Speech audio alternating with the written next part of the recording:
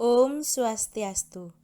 Pada mata kuliah Anatomi Perbandingan, kali ini saya akan membahas mengenai sistem respirasi pada hewan vertebrata, yaitu kelas amfibi, reptil, dan aves.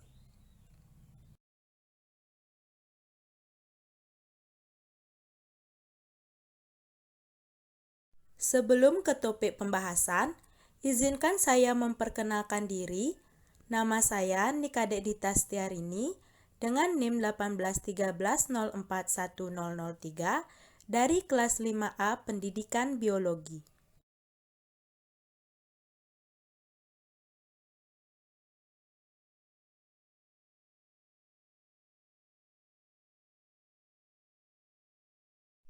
Adapun topik yang akan saya bahas yaitu sistem respirasi. Yang pertama, kelas amfibi, yang kedua, kelas reptil, dan yang ketiga, kelas aves.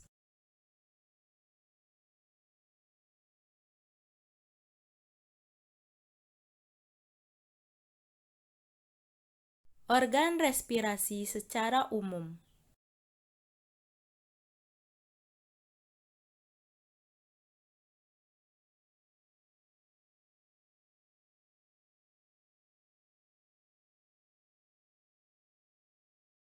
Yang pertama ada hidung, tersusun atas tulang rawan hialin, kecuali naris anterior yang dindingnya tersusun atas jaringan ikat fibrosa dan tulang rawan. Terdapat epitel respirasi. Epitel berlapis silindris, bersilia, bersel goblet, dan mengandung sel basal. Di dalamnya ada concha nasalis superior, medius, dan inferior. Lamina propria pada mukosa hidung umumnya mengandung banyak plexus pembuluh darah.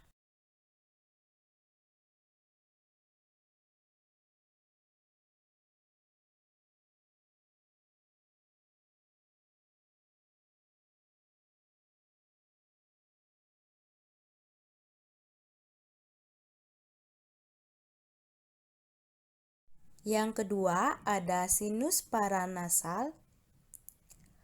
Sinus paranasal merupakan rongga-rongga berisi udara yang terdapat dalam tulang tengkorak yang berhubungan dengan rongga hidung. Sinus paranasal terbagi menjadi 4 sinus. Yang pertama maxillaris, kedua frontalis, yang ketiga ethmoidalis, dan yang keempat sphenoidalis.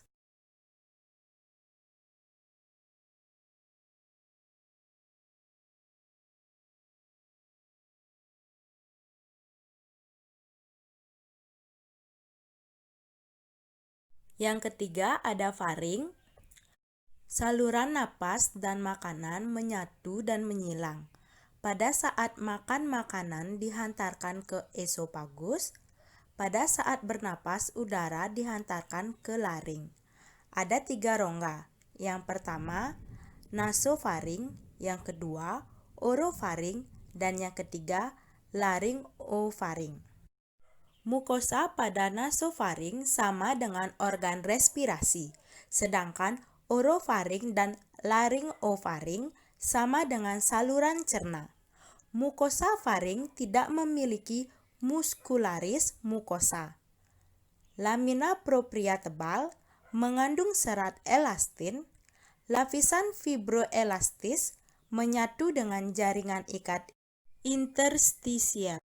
Orofaring dilapisi epitel berlapis gepeng mengandung kelenjar mukosa murni.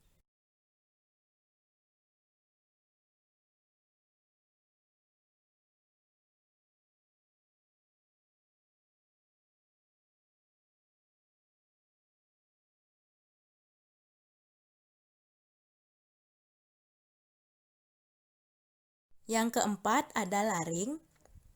Organ berongga dengan panjang 42 mm dan diameter 40 mm, terletak antara faring dan trakea. Dinding dibentuk oleh tulang rawan tiroid dan krikoid. Musculus extrinsik mengikat laring pada tulang hyoid Musculus trinsik mengikat laring pada tulang tiroid dan krikoid berhubungan dengan fonasi. Lapisan laring merupakan epitel bertingkat silia. Epiglotis memiliki epitel selapis gepeng, tidak ada kelenjar. Fungsi laring untuk membentuk suara dan menutup trakea pada saat menelan makanan. Ada dua lipatan mukosa, yaitu pita suara palsu atau lipat vestibular dan pita suara atau lipat suara. Celah di antara pita suara disebut rima glotis. Pita suara palsu terdapat mukosa dan lamina propria. Pita suara terdapat jaringan elastik padat, otot suara atau otot rangka.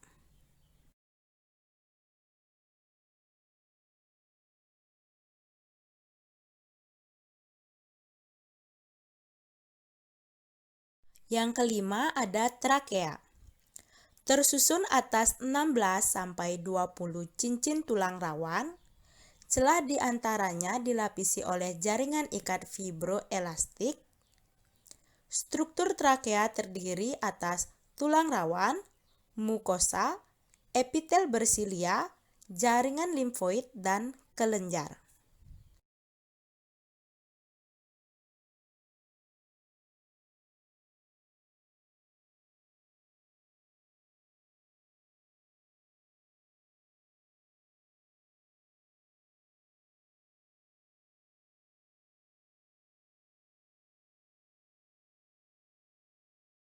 Selanjutnya ada bronkus. Cabang utama trakea disebut bronki primer atau bronki utama. Bronki primer bercabang menjadi bronki lobar, bronki segmental, dan bronki subsegmental. Struktur bronkus primer mirip dengan trakea, hanya cincin berupa lempeng tulang rawan tidak teratur. Otot polos tersusun atas anyaman dan spiral. Mukosa tersusun atas lipatan memanjang. Epitel bronkus yaitu kolumnar bersilia dengan banyak sel goblet dan kelenjar submukosa. Terus ada lamina propria yaitu serat retikular, elastin, limfosit, sel mast, dan eosinofil. Selanjutnya yang ketujuh yaitu bronkiolus. Cabang ke-12 sampai 15 bronkus. Tidak mengandung lempeng tulang rawan, tidak mengandung kelenjar submukosa, otot polos bercampur dengan jaringan ikat longgar, epitel kuboid bersilia dan sel bronkiolar tanpa silia. Lamina propria tidak mengandung sel goblet.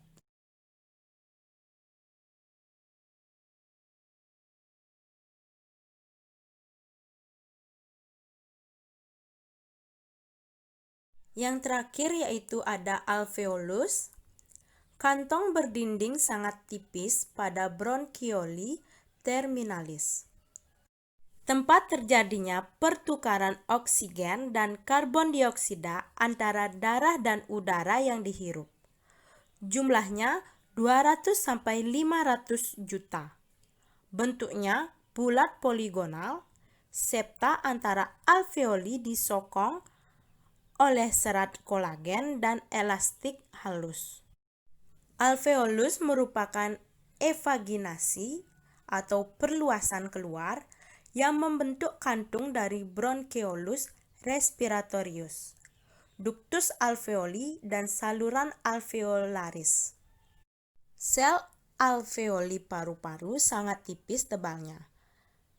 Peran penting alveoli adalah untuk pertukaran gas O2 dari atmosfer ke kapiler alveoli atau sebaliknya, gas CO2 dari kapiler ke ruang alveoli.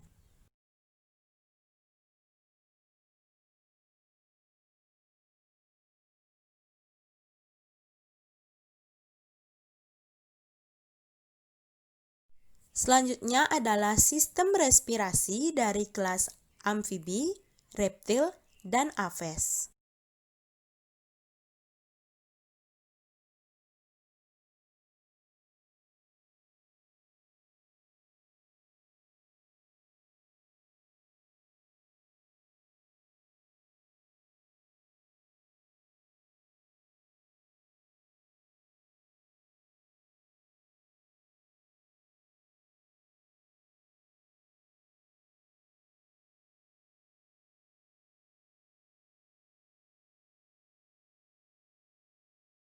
Sistem respirasi pada amfibi.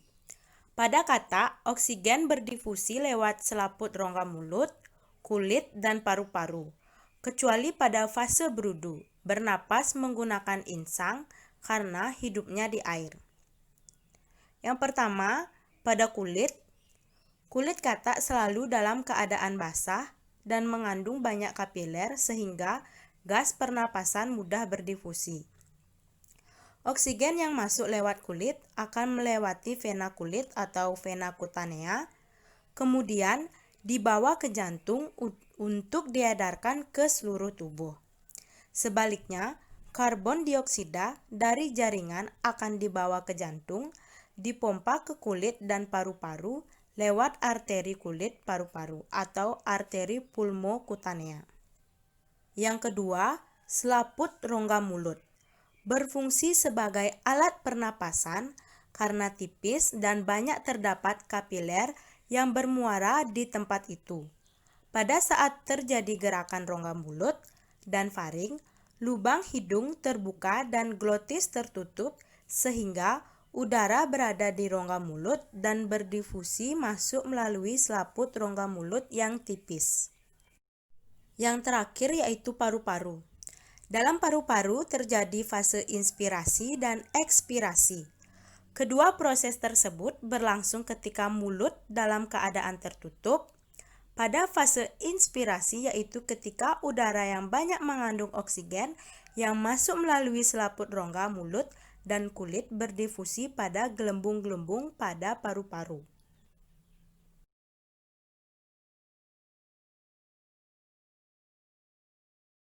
Adapun mekanisme sistem respirasi dari amfibi, yang pertama, oksigen yang masuk lewat kulit akan dialirkan atau akan selanjutnya melalui vena kulit atau vena kutanea. Selanjutnya akan dialirkan ke jantung, kemudian yang terakhir ke seluruh tubuh.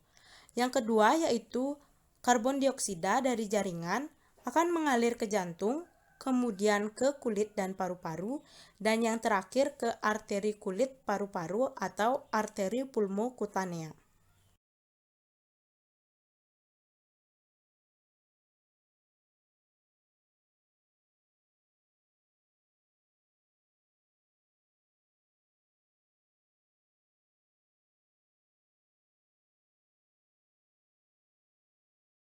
Selanjutnya yaitu proses respirasi pada amfibi yang terdapat di paru-paru. Yang pertama ada inspirasi.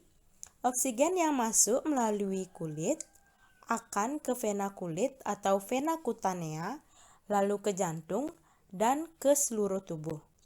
Inspirasi ditandai dengan otot sternohyoideus mengalami kontraksi yang menyebabkan rongga mulut membesar. Lalu, kuane menutup dan otot rahang bawah dan otot genihyoideus mengalami kontraksi dan rongga mulut mengecil. Mengecilnya rongga mulut mengakibatkan oksigen masuk ke paru-paru melalui celah-celah. Dan di dalam paru-paru terjadi proses pertukaran oksigen.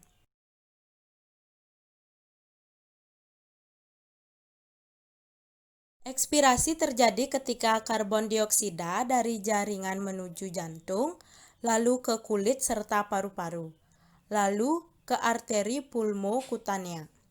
Mekanisme ekspirasi ditandai dengan otot-otot perut dan sternohyoideus mengalami kontraksi, sehingga udara pada paru-paru tertekan keluar dan masuk ke dalam rongga mulut. Celah ini menutup dan kuane membuka. Ketika otot rahang bawah juga mengalami kontraksi genihyoideus, sehingga rongga mulut mengecil. Dengan mengecilnya rongga mulut, maka udara yang mengandung karbon dioksida keluar.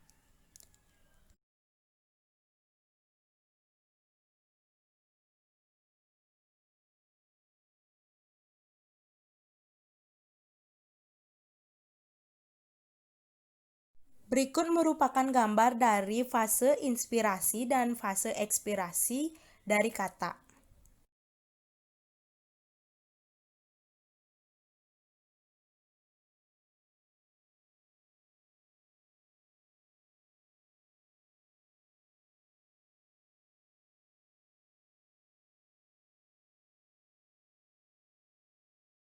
Pada reptil, umumnya udara luar masuk melalui lubang hidung, lalu trakea, bronkus, dan akhirnya ke paru-paru.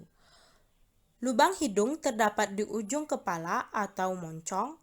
Keluar masuknya udara dari dan ke dalam paru-paru terjadi karena adanya kontraksi otot pada tulang rusuk. Paru-paru tersusun atas gelembung-gelembung berisi kapiler darah.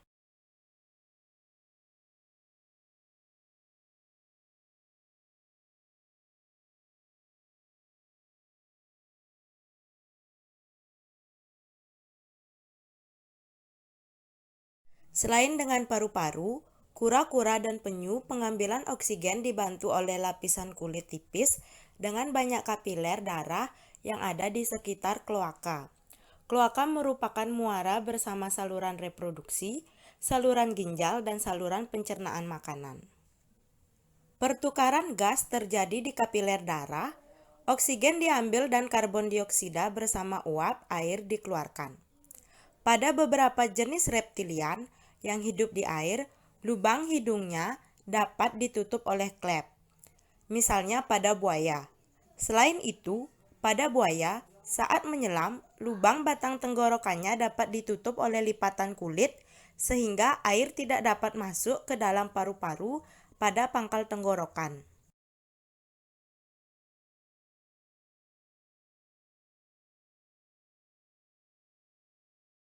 Paru-paru reptilian berada dalam rongga dada dan dilindungi oleh tulang rusuk.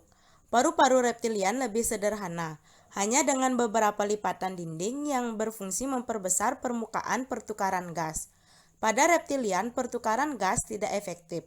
Pada kadal, kura-kura, dan buaya, paru-paru lebih kompleks, dengan beberapa belahan yang membuat paru-paru pada beberapa jenis kadal, misalnya bunglon Afrika, mempunyai pundi-pundi hawa cadangan yang memungkinkan hewan tersebut melayang di udara.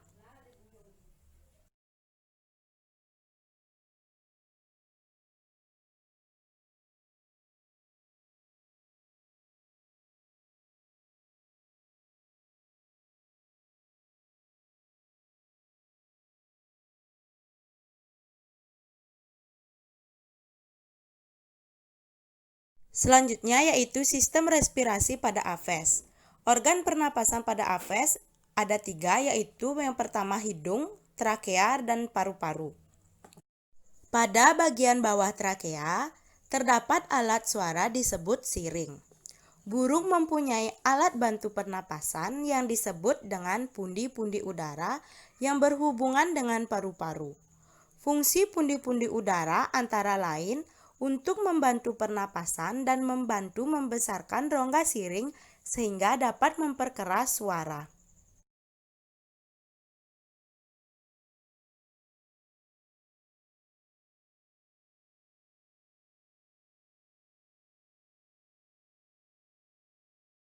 Mekanisme pernapasan pada burung dibedakan menjadi 2, yaitu yang pertama, pada waktu istirahat.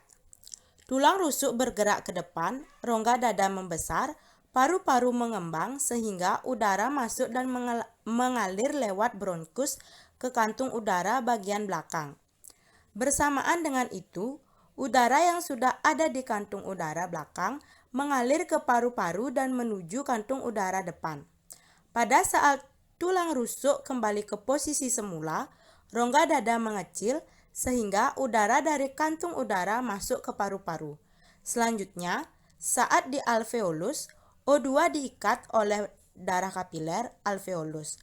Jadi pengikatan O2 berlangsung pada saat inspirasi maupun ekspirasi.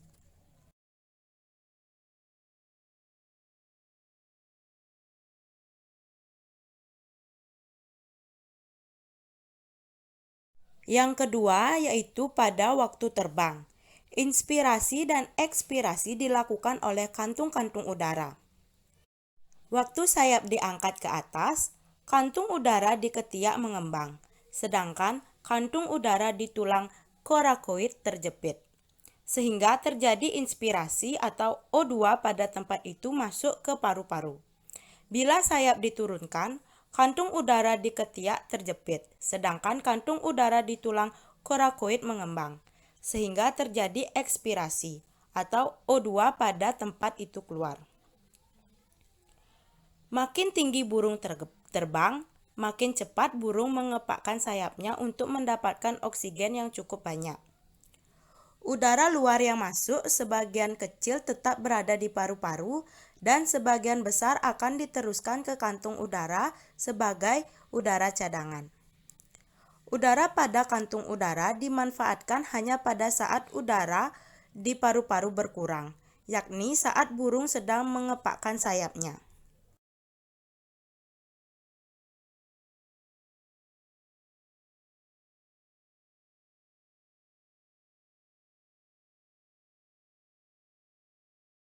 Sekian pembahasan mengenai sistem respirasi dari hewan vertebrata yaitu amfibi, reptil, dan aves. Akhir kata saya ucapkan terima kasih dan jika ada kesalahan saya mohon maaf. Sampai jumpa.